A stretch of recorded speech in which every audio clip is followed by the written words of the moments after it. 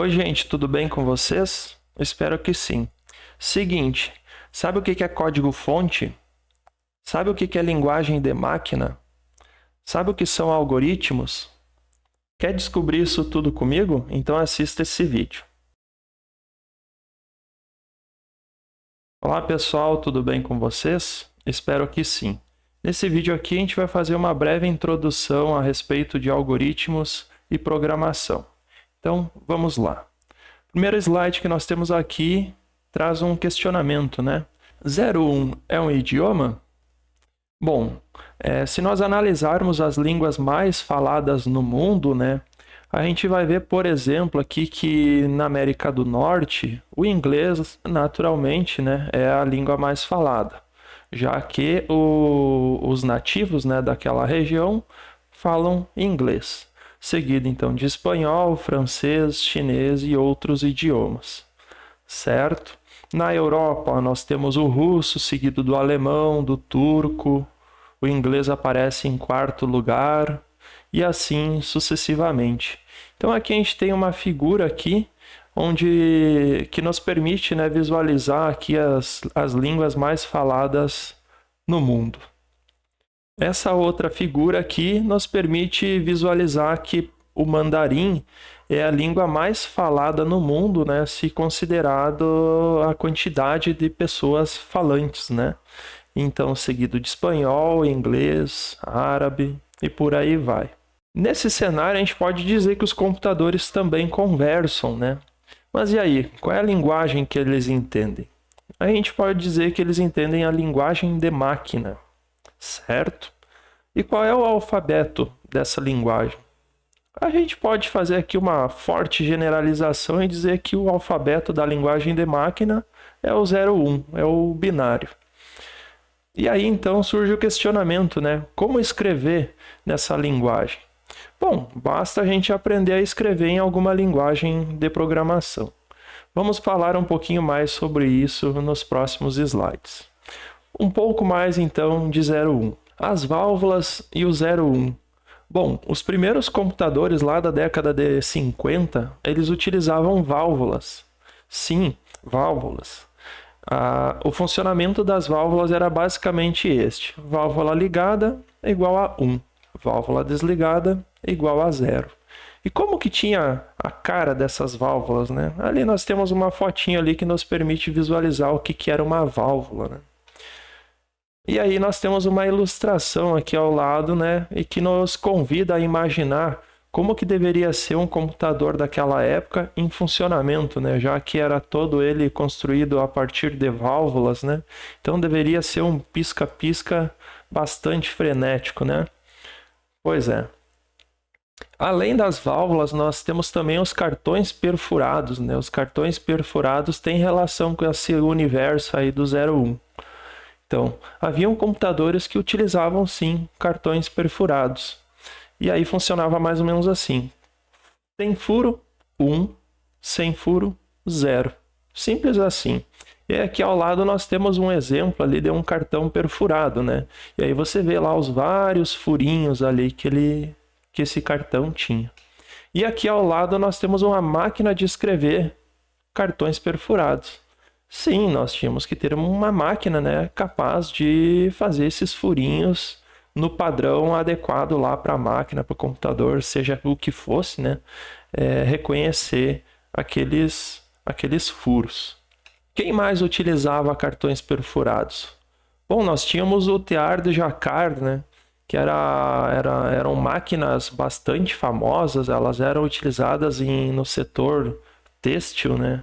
Era para fazer bordados de tapetes e dentre outros, e era utilizado cartão perfurado. Era através de cartões perfurados que você programava a máquina, então ela reproduzia aquele padrão dos cartões nos tecidos em geral. Nós tínhamos também o tabulador de Hollerith. Era uma máquina utilizada para assuntos contábeis, dentre outros, que utilizava também cartões perfurados. Ali a gente pode ver, por exemplo, uma máquina que lê cartões perfurados e a outra lá, a máquina de escrever cartões perfurados. Voltando a falar um pouquinho sobre as válvulas, Como elas eram, né? Elas eram parecidas com lâmpadas. Elas consumiam bastante energia elétrica também para o funcionamento. Elas emitiam luz, elas irradiavam calor, e essa luz que elas emitiam e esse calor que elas irradiavam, isso fazia com que elas atraíssem muitos insetos. E esses bichinhos então se acumulavam ao redor das válvulas dos computadores e fazia com que aqueles dispositivos, né, então queimassem com bastante frequência. E aqui ao lado nós temos aqui o primeiro bug computacional documentado da história, né? Aqui é um relato de um técnico que teve que trocar algumas válvulas lá do computador e ali ele colou então com uma fita o inseto causador daquele defeito lá que demandou um conserto. Então esse aqui é o primeiro bug documentado, né? Inclusive a expressão bug que a gente utiliza para indicar um defeito de software hoje em dia, ele é decorrente dessa época aqui dos computadores que faziam uso de válvulas, né? E que em decorrência disso tinha problemas crônicos aí com insetos, enfim, por se acumularem no interior dos equipamentos, causando a queima de válvula e demandando aí bastante manutenção. Então, em decorrência dessas características das válvulas, né, elas evoluíram, né? Então, a partir das válvulas surgiram os transistores. E aqui a gente tem uma fotinha ali que nos permite fazer um comparativo de um com o outro, né, da válvula com o transistor. Então, a gente percebe que se a válvula era o elemento básico para a construção de computadores, agora com a chegada do transistor, isso na década lá de 50, 60, esse componente básico, então, ele reduz bastante de tamanho, né? O que permite, então, construir computadores menores. Então, a chegada dos transistores reduziu significativamente o tamanho dos computadores, assim como permitiu construir computadores com componentes, né, que gastavam bem menos energia, porque o transistor ele é bem mais econômico que uma válvula, ele não irradia calor, ele não emite luz, ele não atrai tanto inseto quanto as válvulas atraíam e, portanto, ele não requer tanta manutenção quanto as válvulas demandavam. Ele se torna, então, um equipamento mais confiável em relação às válvulas. E aqui ao lado, então, nós temos uma foto do ENIAC. O ENIAC era um computador lá da década de 40, 50, e que ele foi construído utilizando cerca de 18 mil válvulas. 18 mil válvulas. E a gente faz agora essa reflexão, né, e percebe que válvula evoluiu para transistor. E a gente tem, por exemplo, hoje, o processador Ryzen 7 13700X. Aquele processadorzinho apenas, ele tem mais de 19 milhões de transistores. Então perceba, desde a década de 40, 50, quando os computadores utilizavam válvulas, né, até hoje, o quanto que o transistor reduziu de tamanho, né, a ponto de nós conseguirmos colocar 19 milhões de transistores dentro de um único processador. Processador esse bem menor do que uma única válvula daquela época, né? Então foi uma redução bastante significativa aí nas dimensões dos componentes eletroeletrônicos. Feito este recorte histórico, vamos seguir falando aqui de 0 e 1. Tudo pode virar 01, né? Sim, tudo pode. Códigos em 01 são chamados de códigos de máquina, certo? E aí, então, para a gente perceber que realmente tudo pode virar 01, nós temos aqui os algarismos arábicos, né? De 0 até 9. E ao lado nós temos a representação em binário desses algarismos. Se a gente pensar no nosso alfabeto, também é possível. Aqui ao lado nós temos uma representação em binário para as letras do nosso alfabeto. Então, tendo condições de escrever letras em binário e os nossos algarismos arábicos também em binário, né, a gente pode então transformar qualquer coisa em 01.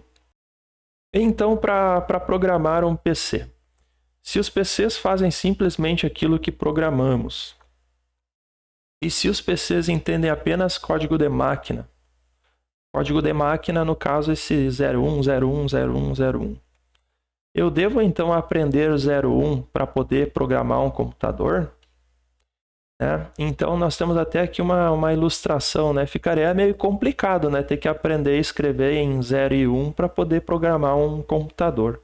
Então como que a coisa funciona? Bom, basta a gente então aprender uma linguagem de programação e então escreve-se nessa linguagem de programação e a partir daí então a gente obtém o tal do 0 e 1, a linguagem de máquina, aquela que o computador entende de boas. Beleza? E agora então que nós falamos de linguagens de programação, né? Qual linguagem de programação aprender? Bom, existem várias linguagens de programação diferentes. Cada uma se propõe a um fim específico. E aí vai de você aí encontrar aquela que você mais se interessa, que você mais se identifica e tal. Da programação ao 01. Bom, então a gente já viu que a gente vai ter que aprender a trabalhar com alguma linguagem de programação e essa linguagem de programação é que vai nos dar aquela linguagem, aquele código de máquina que é o que o computador entende. Bom, até aí ficou tranquilo. Show. Aqui então nós temos uma ilustração. De um lado nós temos a nossa programadora e do outro nós temos o computador que ela utiliza para codar. Aqui a nossa programadora está escrevendo um código lá, certo? Um código simples que, apesar de ter lá suas especificidades, é um código que ela é capaz de entender, até porque ela que está escrevendo aquele código lá. E aquele código ela está utilizando uma linguagem de programação para produzir ele, né? Então, esse código que ela está produzindo em uma linguagem de programação específica, a gente chama isso de código-fonte, certo? Código-fonte é todo e qualquer código que você escreve em uma linguagem de programação. E a um código-fonte a gente diz que ele é uma linguagem de alto nível. É uma linguagem de alto nível porque humanos são capazes de compreender o que está sendo posto ali. Beleza? Show de bola. Então, nossa programadora ali codou um pouquinho numa linguagem de programação que ela curte. E aí, então, a partir de um processo que a gente chama de interpretação ou de compilação, certo? Vai depender de qual linguagem de programação ela está utilizando no momento. Mas, então, através de um processo de interpretação ou de compilação, aquele código-fonte que ela produziu vai ser transformado, então, em 0 e 1. Aquele 0 e 1, 0 e 1, 0 e 1 ali que a gente está vendo é a tal da linguagem de máquina, certo? Aquela linguagem que o computador entende, certo? E a linguagem de máquina a gente chama também de linguagem de baixo nível, ok? Então, nós temos de um lado a nossa programadora codando em uma linguagem de programação específica, gerando códigos-fonte, certo? Que a gente também chama de linguagem de alto nível, porque humanos conseguem entender. E através da linguagem de programação que ela está utilizando, via processo de compilação ou de interpretação, ela transforma aquele código-fonte em código de máquina ou linguagem de máquina, também chamado de linguagem de baixo nível, certo? Então, a gente consegue produzir o famoso 01 através de uma linguagem de programação, codando, né, desenvolvendo, programando através de uma linguagem de programação. Agora que nós falamos então de linguagens de programação, né, eu trago aqui alguns exemplos de códigos-fonte, ou seja, de trechos de código escrito em diferentes linguagens de programação. Aqui nós temos um trechinho de código-fonte escrito em Java que imprime na tela a mensagem Hello World. Aqui eu tenho um trechinho de código-fonte escrito em C++ que imprime na tela também a mensagem Hello World. E aqui eu tenho um trechinho de código escrito em PHP, linguagem de programação PHP, que também emite na tela a mensagem Hello World. A gente percebe aqui que cada linguagem de programação tem lá suas peculiaridades, né? Seus detalhes, enfim, e cada uma delas se propõe a um fim específico. Sendo assim, até o momento nós vimos o seguinte, que a língua falada pelos computadores, né, e ali língua está entre aspas, né, é o famoso 01. A gente viu também que nós não precisamos aprender a escrever código de máquina para só então podermos programar computadores. Não, longe disso. A gente pode então aprender linguagens de programação, né? E aí é através de linguagens de programação que a gente vai obter o código de máquina, né? Ou seja, o compilador ou interpretador da linguagem de programação é quem vai transformar o código-fonte, aquele de alto nível, né, para a linguagem de máquina tida como de baixo nível, certo? Então é através de uma linguagem de programação que a gente vai produzir, obter aquele código de máquina em baixo nível, né, que é o que o computador entende. Beleza, mas e os algoritmos? Bom, algoritmo é um texto que contém comandos e instruções que devem ser executados numa determinada ordem, certo? Esta é uma definição de algoritmo. Ainda sobre algoritmo, costuma-se aprender a escrever algoritmos para então começar a programar computadores. Dito isso, nós podemos então concluir que algoritmo é um conjunto de instruções como uma receita de bolo, constituído de um número finito de passos. Certinho? Beleza. Então, a gente tem aqui alguns exemplos de algoritmos, né?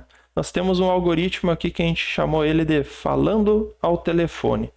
Como que seria um algoritmo falando ao telefone? Bom, ele teria uma sequência de passos, né, necessários para se poder falar ao telefone. Então, passo 1, tirar o telefone do gancho. Beleza. Passo 2, verificar se tem linha disponível. Show. Passo 3, digitar os números na ordem correta. Você tem que discar, né, para alguém. Então, é isso que ele está colocando ali. Beleza. Passo 4, aguardar a chamada ser completada. Ou seja, tu discou e aí tu tem que esperar que a chamada seja completada. Passo 5, falar com a pessoa caso ela atenda o telefonema. Olha só, o nosso algoritmo já está considerando a possibilidade, né, da pessoa atender ou não, né, o telefonema. Ok. Passo 6, colocar o telefone no gancho ao término da ligação. Olha só, nosso algoritmo aqui já está deixando bem definido que terminou a ligação, coloca o telefone no gancho. Beleza. Então, percebemos que cada linha do nosso algoritmo é uma instrução, e cada instrução indica uma ação a ser executada, certo? Então, escrever um algoritmo nada mais é do que você pensar na tarefa que deve ser realizada e escrever todas as etapas que envolvem a execução daquela tarefa. E essas etapas, né, que devem ser executadas para o cumprimento daquela tarefa devem ser o mais detalhado possível e com uma sequência condizente com aquilo que se deve realizar. Certinho? Temos mais um exemplo aqui de algoritmo. Um algoritmo de nome fritando um ovo. Como seria um algoritmo desse tipo? Bom, aqui nós temos o seguinte. Número 1, pegar uma frigideira. Tranquilo. Número 2, untar a frigideira. Ok. Número 3, quebrar o ovo e colocar em um recipiente. Olha só, nosso algoritmo não está dizendo para quebrar o ovo dentro da frigideira, para quebrar o ovo em um recipiente. Olha só. Número 4, verificar se o ovo está adequado para o consumo. Perceba, o nosso algoritmo já está prevendo a possibilidade de ter um ovo podre, por exemplo. Então, ele já pede para quebrar num reservatório, um recipiente à parte, para verificar se o ovo está ok e tal. Ó, beleza. Número 5, acender o fogo e aquecer a frigideira. certo? Número 6, colocar o ovo na frigideira, ok? Número 7, temperar o ovo e aguardar que termine de fritar, certo? Número 8, apagar o fogo. Número 9, retirar o ovo frito da frigideira e colocar em um prato. Número 10, saborear o ovo frito. E número 11, né, tão importante quanto, lavar a louça e limpar o fogão, né, porque fritura é aquela coisa.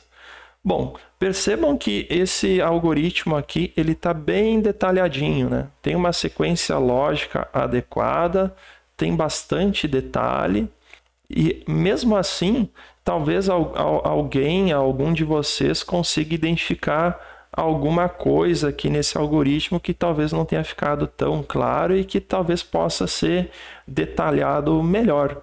E isso é totalmente normal, certo? Esse processo de refinamento de algoritmo, a gente chama isso de refatoração. A gente refatora o algoritmo, revisa, melhora ele, corrige, aprimora, para que a gente consiga obter, né, um algoritmo o mais claro, o mais detalhado, o mais específico possível. Para quê? Para que a partir disso a gente consiga então desenvolver um programa, ou seja, o que for, que funcione a contento, né? Que execute aquilo que se espera dele. Certinho? Além de trabalhar com algoritmos de maneira textual, né, como a gente acabou de ver, a gente pode trabalhar através de fluxogramas, certo? Aqui, por exemplo, nós temos um algoritmo que está sendo expresso através de fluxograma. E aí tem toda uma simbologia ali para se seguir, né, para poder escrever algoritmos dessa forma. No caso aqui, nós temos um algoritmo que ele lê dois números quaisquer e executa a soma desses dois números. Depois ele mostra na tela o resultado e, na sequência, finaliza. Ainda sobre algoritmos via fluxograma. Esse algoritmo aqui, o que você acha que ele faz? Bom, a gente pode dar uma olhadinha nele, olha só. Ele começa aqui em cima e termina aqui embaixo. Então, ele começou, tem aqui uma informação idade, dois pontos inteiro. Aí depois tem aqui informe a sua idade, ou seja, parece que ele está pedindo para o usuário, né? Informe a sua idade. E aqui então o usuário parece que digitou a idade lá no programa. Ok. Aqui nós temos essa figura aqui. Essa figura aqui significa um teste lógico. Ó. Então ele está verificando se a idade é menor que 21. Se esse teste der falso, por isso esse Fzinho, se o teste der falso, ou seja, se a idade não for menor que 21, né, ele vai imprimir você adulto e encerra o programa. Se a idade for de fato menor que 21, se o teste der verdadeiro, por isso esse Vzinho, aí então imprime você é jovem e finaliza o nosso algoritmo. Certo? Então é uma maneira aqui que existe também de a gente expressar algoritmos na forma de fluxograma. Vamos dar uma olhadinha aqui em mais um outro aqui, ó. Este aqui, o que ele faz? Temos lá no comecinho, né? Início. Pegar a bala. Aqui tem o quê? Aqui tem um teste lógico, né? Olha essa figura aqui. É um teste lógico. É de morango? Se for, não chupa a bala. Se não for de morango, o que faz? Retira o papel, chupa a bala e joga o papel no lixo e aí termina aqui o programa. Então a gente percebe aqui que esse algoritmo aqui na forma de fluxograma, né? Ele deve ter sido escrito por alguém que não curte bala de morango. Vamos ver mais um algoritmo aqui. Este aqui, ó. Nós temos lá início, e aí tem raio, e aí tem aqui uma conta, né? Essa conta diz o seguinte, 3.14 vezes, essa aqui é notação de multiplicação, vezes, raio, circunflexo 2. Esse circunflexo 2 significa assim, raio elevado ao quadrado. Então, Analisando essa expressão aqui, a gente percebe que esse algoritmo aqui está calculando a área de um círculo. Então, ele pede para o usuário digitar o raio do círculo e aí calcula a área do círculo através dessa fórmula aqui. E na sequência, imprime na tela o resultado calculado e finaliza, então, o algoritmo. Certinho? E para encerrar essa nossa conversa a respeito de algoritmos e programação, eu trago aqui uma ilustração bastante famosa da área da engenharia de software, certo? É uma ilustração que, de uma forma bem animada, né, ela tenta mostrar o que pode acontecer quando o diálogo entre aquele que pede o software e aquele que cria o software, o que pode acontecer quando esse diálogo não acontece de maneira adequada. Então, nós temos aqui, pulando aqui para o final da figura, né, nós temos essa figura aqui que diz o que o cliente queria. O cliente queria um balanço lá feito de pneu. Só que o cliente não soube descrever de maneira adequada. E a pessoa que ouviu entendeu de outra forma, que passou para o colega de um outro jeito. Então a gente tem aqui uma sucessão de más interpretações, né? E que podem dificultar aí a aceitação desse software, né, quando pronto. Então, mostra a importância de se buscar, assim, sempre um entendimento bastante claro, bastante preciso entre aquele que pede o software e aquele que vai desenvolver esse software, certo? Então, obrigado por ter assistido esse vídeo até aqui e até a próxima.